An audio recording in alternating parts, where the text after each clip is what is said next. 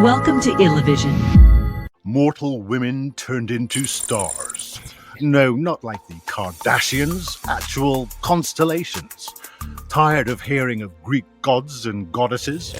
Well, in Greek mythology, the stories of mortal women being elevated to celestial beings, stars, constellations, are often an overlooked narrative thread.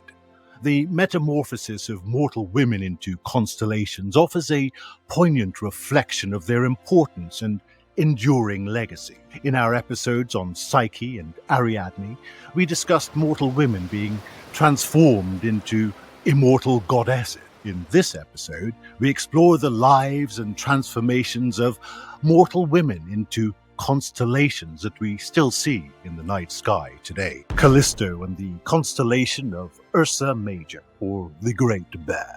Callisto was the beautiful daughter of Lycaon, living in Arcadia.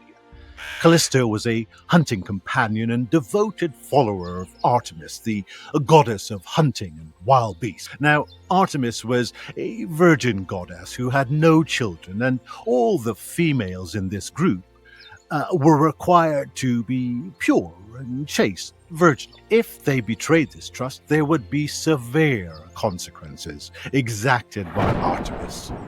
Now, so beautiful was Callisto that, unfortunately, she caught the eye of Zeus, king of the Olympian gods and serial abuser.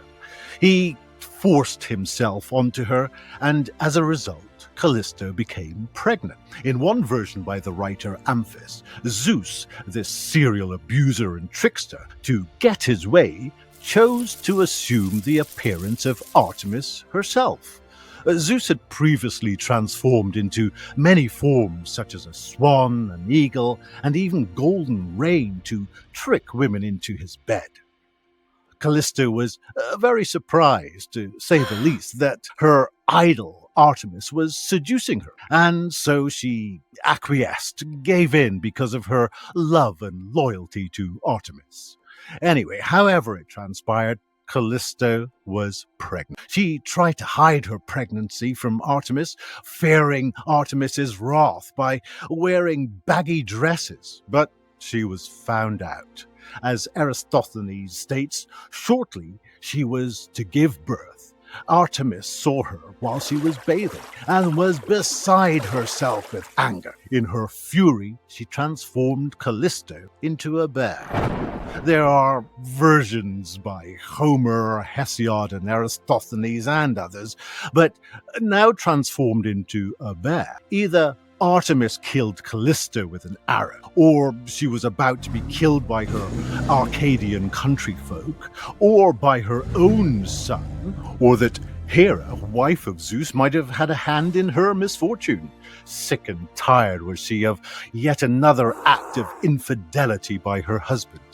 In any event, Zeus, in an act of attempted repentance, saved her by snatching her up and setting her among the stars, the constellation now known as Ursa Major, the Great Bear. The constellation of Andromeda. Andromeda was a legendary princess of the Ethiopian. Again, she was extremely beautiful, and surprisingly, she was black. If you didn't know this, you can be forgiven, as throughout history, Andromeda has been portrayed as white in art over the centuries and even in modern movies. Check out our episodes on Africans in Greek mythology for more analysis and evidence on this and the story of Andromeda. The land of the Ethiopians was referred to by the Greek historian Herodotus as a people of African descent and the population south of Egypt. The queen of this land, and Andromeda's mother, Cassiopeia, boasted that her daughter Andromeda was more beautiful than the Nereids. These were sea nymphs, and being of the sea, the god of the sea, Poseidon, was furious. He set a sea monster upon the land of Ethiopia. The only way to save this land was to sacrifice Andromeda, who was chained to a rock, set out as food for this sea monster. Luckily, the great hero Perseus came along just in time to save her. Not only did he save her, but he fell in love with her. It was a great love story and one of few with a happy ending in Greek mythology. Having been saved, Andromeda and Perseus married and she became his queen.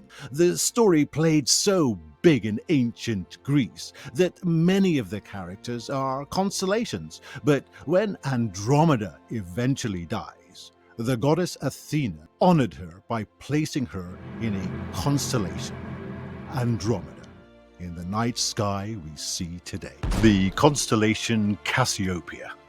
As mentioned, Cassiopeia was the mother of Andromeda and queen of the Ethiopians, who unwisely claimed that her daughter was more beautiful than the Nereids, provoking the anger of the god of the sea, Poseidon. We know what then transpired, and her becoming Perseus's mother-in-law. Like her daughter Andromeda, Cassiopeia is also placed among the stars, portrayed as sitting on her throne. But because of her hubris and lack of respect for the god Poseidon, provoking his anger, she is positioned upside down, as Hyginus states, carried head downwards as the sky revolves. Still, a heavenly, celestial being she became for eternity, the constellation Cassiopeia. Ariadne and the Corona Borealis, or Northern Crown. Ariadne and her narrative are represented in the constellation the Corona Borealis, or the Northern Crown. See our trilogy on Ariadne's journey from her heart-wrenching letter to Theseus having been abandoned by him to how the universe made things very right. To Theseus on trial. Was he hero or scumbag? Spoiler, it's scumbag. It is from the universe making things right with Ariadne that we get the Corona Borealis. Having been abandoned on the shores of Naxos by Theseus, Dionysus, the god of partying, comes along. He is deeply taken by Ariadne and her beauty and decides to settle down with her. He not only makes her immortal and a goddess living on Mount Olympus itself, but also marries her, and she is given a crown on their wedding day. It was made of fiery gold and Indian jewels. Dionysus placed this crown among the constellations to celebrate their love and so that it would be visible to all, a symbol of their eternal heavenly love, the constellation Corona Borealis.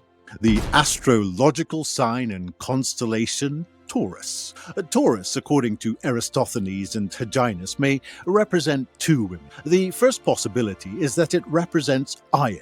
She was another of many women who caught Zeus's eye and yet another victim of Zeus's abuse. His wife, Hera, got wind of his affection for Io, and to hide her from Hera, Zeus transformed her into a cow. But Hera was not to be fooled, and knowing exactly what Zeus had done, she demanded the cow as a present from Zeus. Having no reason to refuse, he gave her the cow. Hera had Io, now in cow form, guarded by a 100-eyed giant named Argus. Zeus, seeking to reclaim his lover, Io sent the god Hermes to kill the giant, which he did successfully. Hera was distraught, and to honor the giant, placed his many eyes in the tail of her sacred bird, the peacock. And that is why the peacock's tail is decorated as we see it today. To exact revenge for the killing of her giant, Hera sent a gadfly to continuously sting Io, who now roamed the world without rest, continuously pestered by this gadfly. Zeus was eventually able to restore Io to human form, and Aristophanes states that it was for Io's sake that the constellation Taurus was marked out for her honor. A big price to pay for her place in the stars, but represented in the eternal celestial realm she is, Io, Taurus.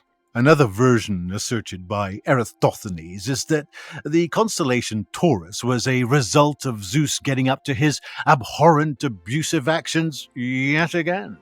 On this occasion he was in Phoenicia, which is effectively modern-day Lebanon. There he seduced a Phoenician princess by the name of Europa, this time by transforming himself into a bull and abducting her.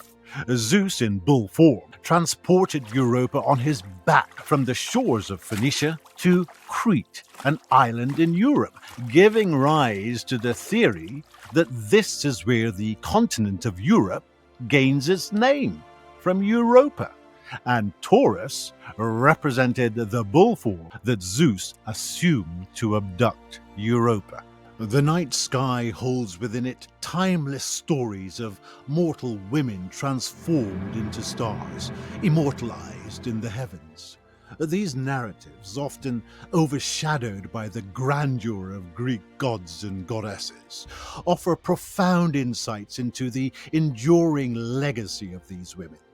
Through these constellations, we see not only stars, but the immortal echoes of mortal stories eternally written in the celestial realm.